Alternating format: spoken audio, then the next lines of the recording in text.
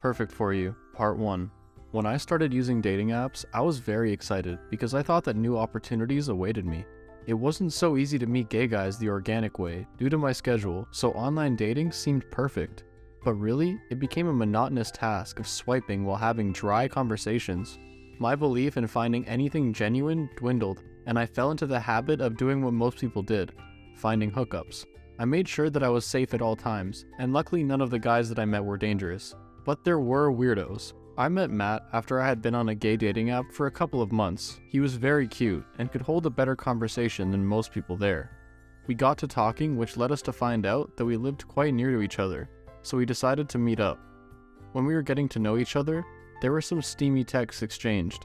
I wanted to hook up with him since I had kind of fallen into the rut of hookups, but I wouldn't have minded just getting to know him in person if he wasn't ready. To be frank, I was tired of some of the meaningless hookups I had found myself engaging in. We planned to meet up at a popular cafe, and then maybe hang out at my place if things went well. Now, I had only seen pictures of this guy from the waist up, so it was quite a surprise when I saw him and he was sitting in a wheelchair. But I didn't want that to be a deal breaker, so I stayed.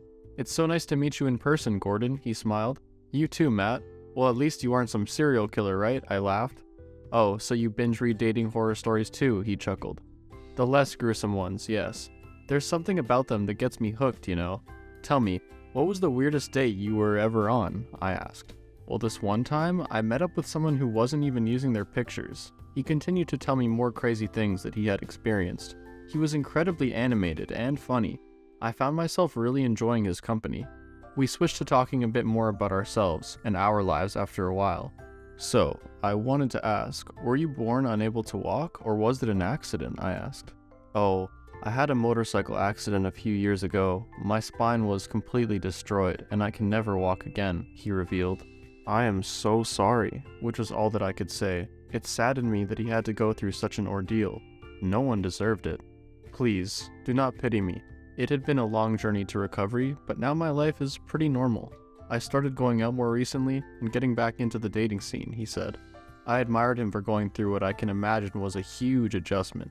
We soon changed the topic to something lighter, lifting the somber mood. He was even better to spend time with in person, but I had just met him and I was unsure about a lot of things, which he cleared up when we got to my apartment after our date. "Your place is beautiful," he said as he looked around. I was an interior designer, which helped when I was decorating my apartment. When I told him my occupation, he let me know that he needed one to make his new apartment more wheelchair friendly. The old place I lived at needed to get demolished, so yeah, I had to move to a whole new place, he said. "Well, I'd be happy to help you out. Would you like a drink, or?" I asked. "Juice would be fine. I don't drink alcohol, I'm straight edge," he said. "Coming right up, and I totally respect your lifestyle," I said as I poured the juice for him. While we chatted, I found more about him and his life. He was living with his sister for a couple of months, and he was a web designer. His hobbies were art and solving crossword puzzles. There was a good vibe with him, and I felt as if that would potentially develop into something more, but I wasn't going to force things between us. I couldn't deny that there was chemistry there, and I found it so fun to be around him. We also had a few things in common, like the obsession with video games, which led to a mini match between us. Out of most of the dates that I'd gone to, this was the most fun one. It was different from how I usually got intimate with someone as soon as they left my apartment, which was a nice break. But the thing with me was that I was very sexually open. I hadn't fully allowed myself to experiment when I was a teen, so that was catching up to me in my 20s. I do admit that I did place it above all else when I was in a relationship. I just liked it, and I felt as if it was important as anything else in a relationship. One could say that I had a healthy appetite. So naturally, the conversation diverted towards intimacy. "So, when was the last time you were intimate?" I asked. "Oh, about that. Due to my condition, it's much more complex for me." "How so?" "Well, I get easily tired when I strain my body so much, which I found out when I started having sex after my accident. My partner at the time had the more dominant role in the relationship, if you know what I mean." He drifted off. "So, do you enjoy it?" I asked. "Yes, but not as much since my accident. My past relationship kind of failed because of that," he said. Now, the person I was back then couldn't imagine a relationship without intimacy. nor did I have any experience with someone in his condition, so that kind of put me off him as a potential romantic interest, but I still wanted to get to know him. "Oh, I don't know how to say this," I started. "It's a deal breaker for you?" he asked. "I feel like such a jerk though. You're such a nice person, but I don't have much experience with someone like you. Gosh, am I saying this wrong?" I asked. "Oh no, I get what you mean. Don't fret about it. You're a cool dude. I think we would make great friends," he said. "Thank you for understanding," I smiled. I was on the fence about whether I wanted to be in a relationship or not, but sometimes I did want to commit to someone and see where it would go.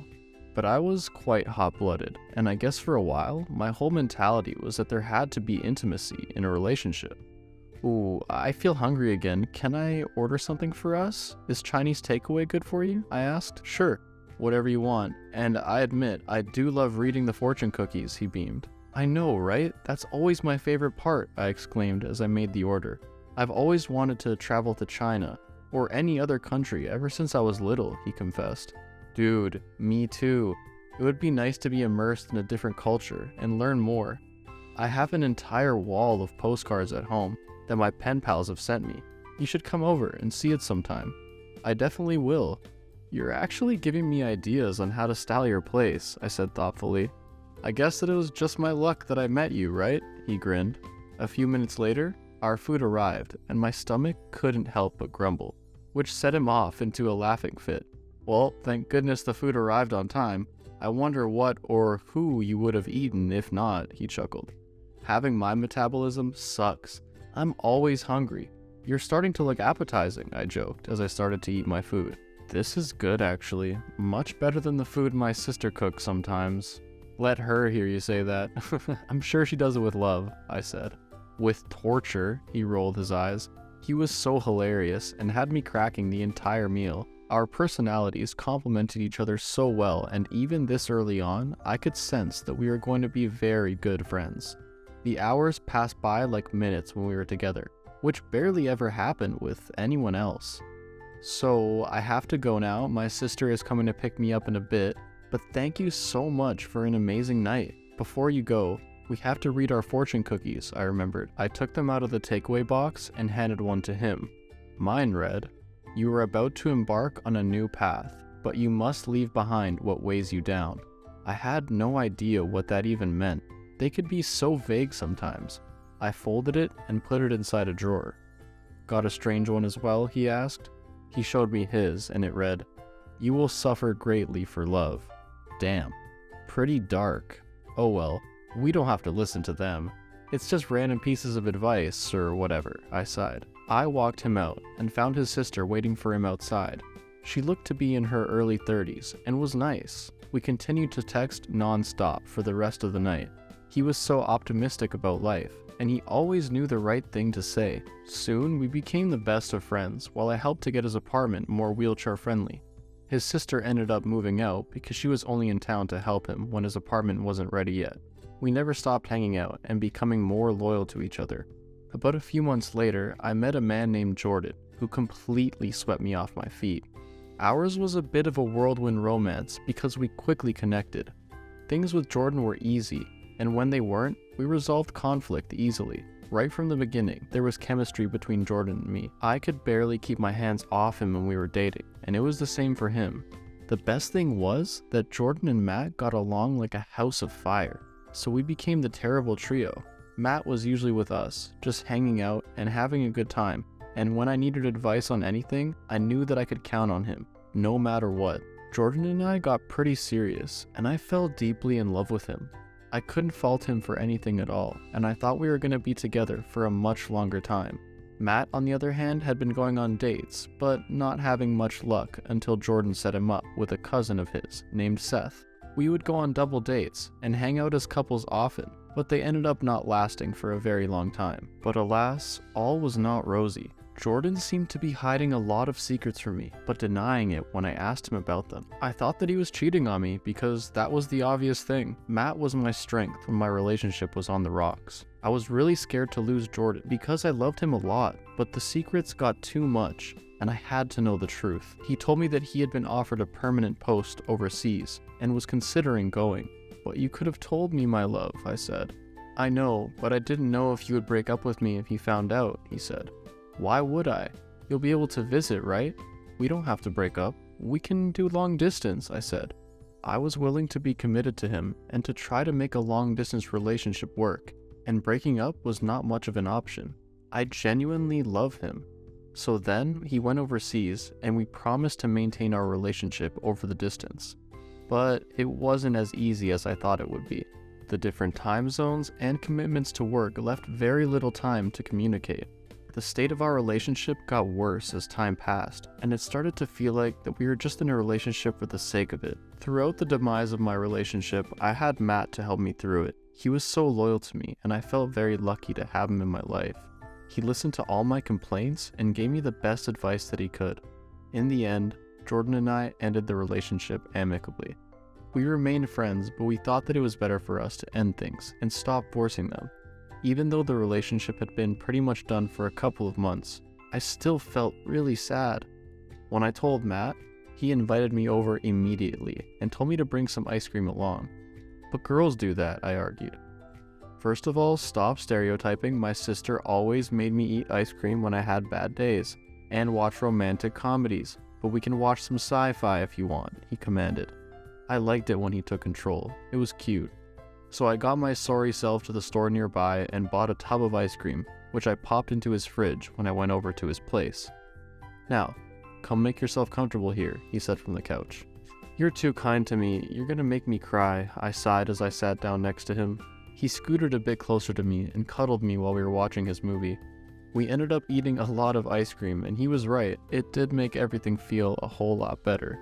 When the movie ended, we had a heart-to-heart, which reminded me how much I appreciated him. "Why is love so unfair?" I asked. "It isn't necessarily unfair. Sometimes it's just not right," he sighed, having a faraway look in his eyes. "I want it to be right though," I sighed. "You had a good relationship with him. Just think of the good memories when you remember him," he said. He had been there for me for over 2 years and was a loyal friend.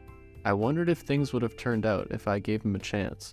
But the issue with him not being able to fully perform intimately was very complicated, and I saw no way of working around it. I required the physical side of the relationship very much. "I guess you're right." I snuggled up to him, and for the first time in a long time, my heart didn't hurt. I wanted to stay in his warm embrace for as long as I could. With Matt's support, I got over my relationship with Jordan and started to feel more like myself again. Our friendship was sort of rekindled because we were spending so much time together. I started to notice the little things he did, which drove me nuts, but in a good way. Like the way he never wanted to cut his bangs, so they always got in his eyes, and he was always shaking his head to get them off. And the way that he concentrated so hard when he was at work that he would almost agree to anything that I suggested when I asked. Those feelings conflicted with my model of a relationship, where I didn't know if I'd be able to give up the physical aspect, all because of an emotional one. But I would catch myself flirting with him every so often, and I knew that we couldn't just be friends. One day, I was at his place and making some coffee for us when I heard him scream. I quickly got there, and I noticed that he had fallen, and he seemed to be in quite a lot of pain. After I got him back on his chair, I scolded him for hurting himself. "Sorry, I dropped my stylus and I went after it. Misjudging the distance, then I fell," he explained. "You could have called me to help you out. Are you okay?" I asked. "My hand feels a bit sore, but since I can't feel anything below my waist, I'm good," he forced a smile. I took his hand and I kissed it instinctively. He stared at me as if I had just grown an extra head. And then, to make it better, I rolled my eyes. "I'm not in kindergarten, by the way," he scoffed. I didn't say anything, merely blushed. We looked into each other's eyes for a while, then I couldn't help myself anymore. I leaned in and kissed him, and it felt so right and gentle as well. He returned my kiss and pulled me closer to him, and I couldn't help but smile into the kiss. I didn't expect that first kiss to feel so good. To be continued. Thanks for watching. Consider subscribing to become a part of our Rainbow Force, and stay wholesome. Thanks for watching. Consider subscribing to become a part of our Rainbow Force, and stay wholesome.